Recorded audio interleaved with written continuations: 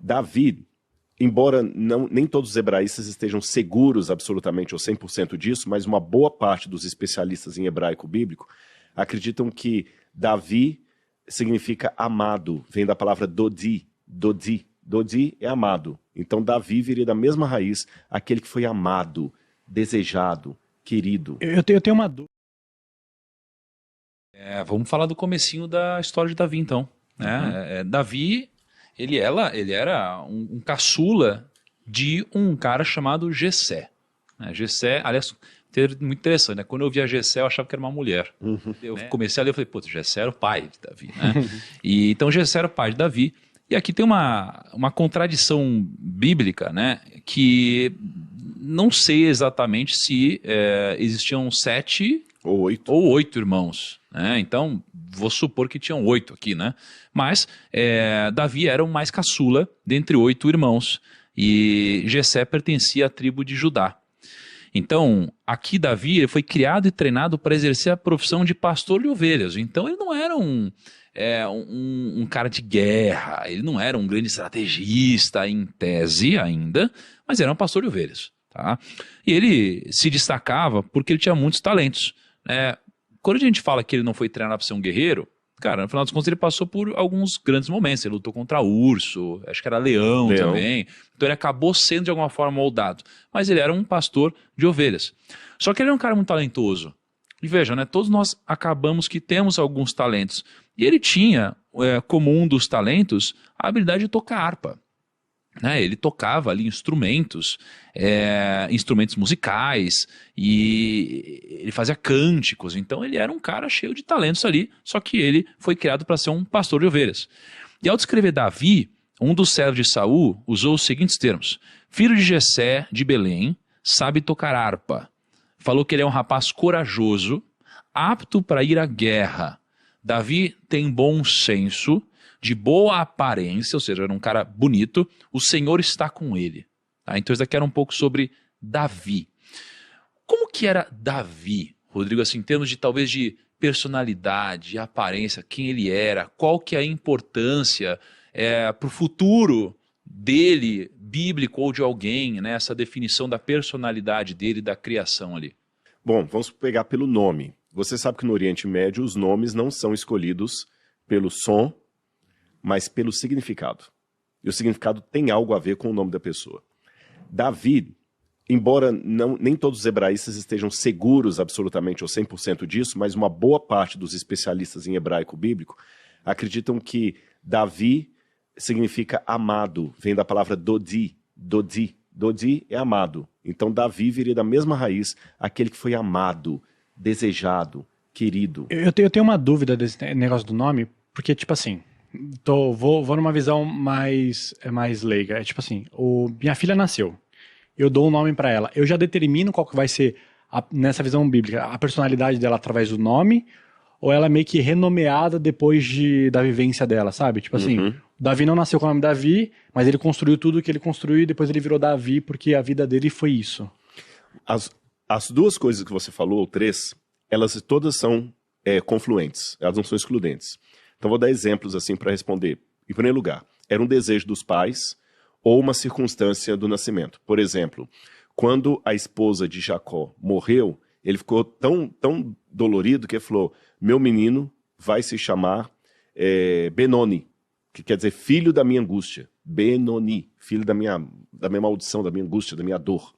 Aí alguém, não vai colocar o nome do menino de filho da minha angústia, vai colocar de Benjamim. Benjamim é filho da minha direita, que é Benjamim, que fala em português. Então você vê que ali era a circunstância de dor dele. Então a circunstância pode determinar. Jacó, quando nasceu, ele nasceu grudado no calcanhar do irmão gêmeo dele. Então Yaakov significa aquele que gruda no calcanhar, que vai no encalço do outro. Só que quando Jacó, durante a sua vida, começou a enganar demais, o nome dele sofreu uma semântica. Yaakov, embora etimologicamente não signifique enganador, passou a significar enganador. Entendi. É igual Judas hoje passou a significar traidor, mesmo que etimologicamente Judas significa Yehudá, louvor. E acontece também, às vezes na Bíblia, que a pessoa, quando ela tem uma mudança radical de vida, ele muda de nome. Por exemplo, Abrão virou Abraão. Abraão é pai de um povo. Abraão, pai de muita gente. Você tem Daniel e os seus companheiros quando foram para Babilônia. Aliás, Daniel é outra história legal para bater papo no futuro.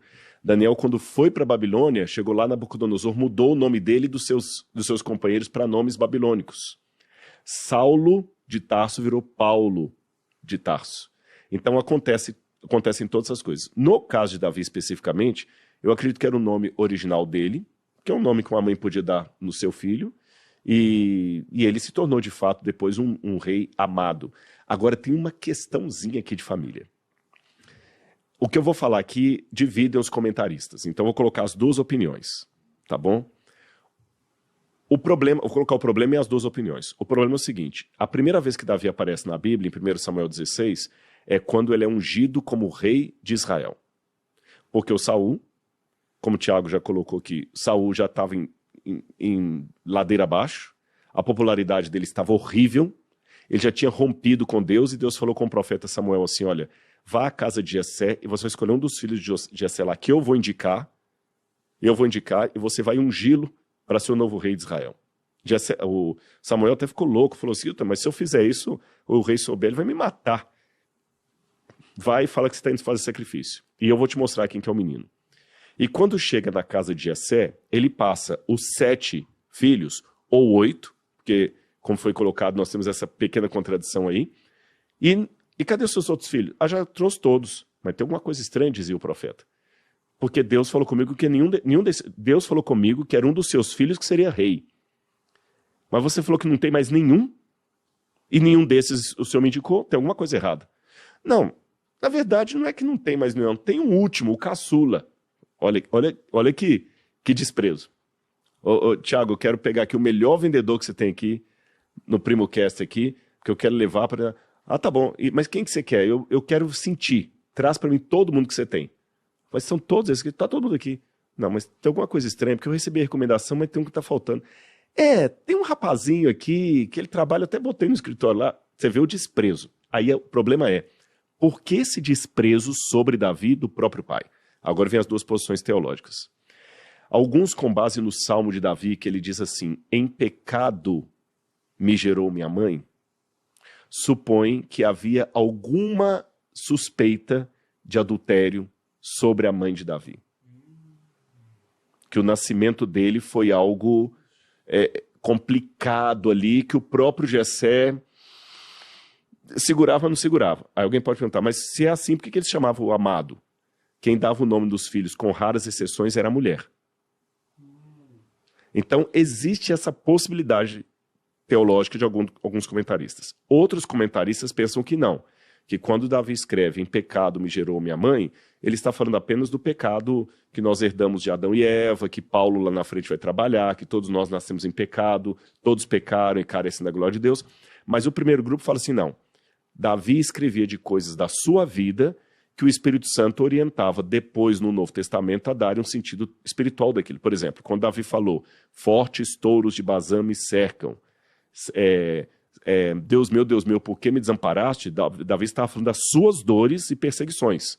Mas no Novo Testamento, os autores bíblicos pegaram aquilo e aplicaram para a experiência de Jesus. Então Paulo pode ter pego algo da experiência de Davi e traduzido numa linguagem soteriológica. Mas existe essa possibilidade que já tinha uma nódoa no nascimento dele. E aí, só para pegar então essa passagem que o Rodrigo falou, bem esse finalzinho aqui, ó, Jessé levou a Samuel 7 de seus filhos, mas Samuel lhe disse, o Senhor não escolheu nenhum destes. Então perguntou a Jessé, estes são todos os filhos que você tem? Jessé respondeu, ainda tenho o caçula, mas ele está cuidando das ovelhas. Aí Samuel disse, traga-o aqui, não nos sentaremos para comer até que ele chegue. Então Jessé mandou chamá-lo e ele veio.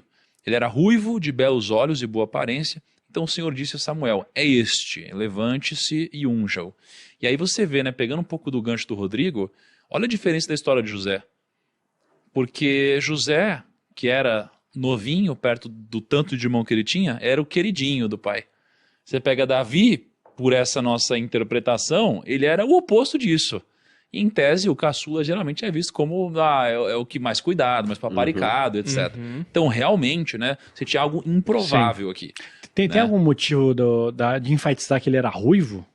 Acredito que tem. Tem, por incrível que Poxa, pareça. então essa é nova, velho. Porque, tipo, de todas as histórias que eu vi, eu nunca vi alguém, tipo, descrever as cores do cabelo de alguém, entendeu? Tipo assim, ele tinha cabelos castanhos, eles eram loiro. Não, o único que até agora que eu vi que, tipo assim, ele era ruivo, é muito específico. Tem Esaú, o irmão de Jacó, que era peludo e avermelhado. Então o nome é Shaul, significa peludo, né? Sheir. Mas com relação a Davi, se você for para 1 Samuel capítulo 17, versículo 42, quando fala da batalha de Davi contra Golias, que a gente vai falar daqui a pouquinho, mas só para dar adiantamento aqui, diz que o filisteu, Golias, quando olhou Davi, assim fala a Bíblia, o filisteu olhou e vendo Davi, o desprezou, porque era apenas um moço ruivo e de boa aparência. Naquela época, a pessoa ter uma coloração ruiva do cabelo não era uma coisa muito comum. É como se fosse alguém sardento, com sarda demais, sabe? Muito ruivo. Então, pelo que dá a entender por algumas passagens da Bíblia, era uma pessoa que era discriminada, mesmo reconhecendo que era belo, mas era discriminado. Tipo, era muito diferente. Era muito diferente. Então, assim, é bonitinho, mas é frágil. Dá uma impressão até, assim, sem masculinidade. Frágil, o ruivinho, o ruivo. Sabe? Então, a impressão é que o fato de falar que ele tinha um cabelo ruivo é para acentuar que ele era um menino que, realmente, ninguém apostava nele. Aquelas surpresas que vocês que trabalham com o mundo corporativo sabem.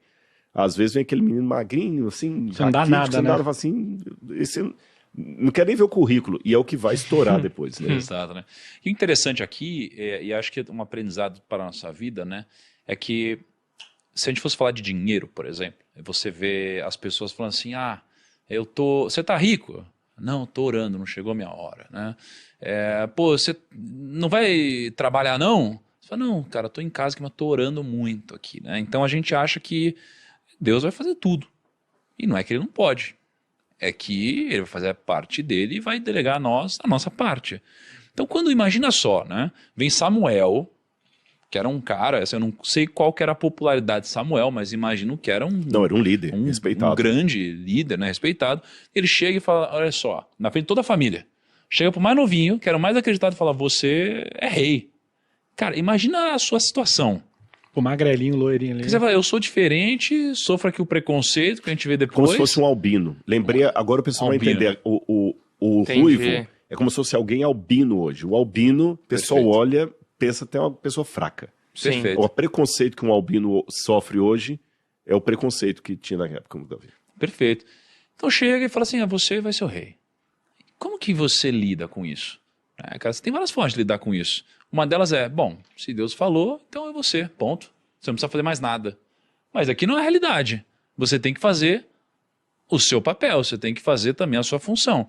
E muitas vezes na vida, a gente acha que as coisas vão acontecer sozinhas, mas Davi, ele teve todo o processo dele, onde ele, cara, se preparou, passou por toda a história que a gente vai ver, então ele não se acomodou nisso, por mais que ele tivesse uma palavra de Deus. Sim. E agora, talvez não um pouco mais para um da fé, hoje quando uma pessoa recebe uma palavra, ou acha que recebeu uma palavra, ela acha que ela não precisa fazer mais nada.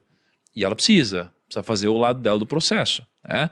E aí continua então a história. Tá? Então lembra que Saul era o rei, Davi, né, teve ali essa mensagem de Samuel, e aí Saul estava passando por alguns problemas. Tá? Saul estava atormentado.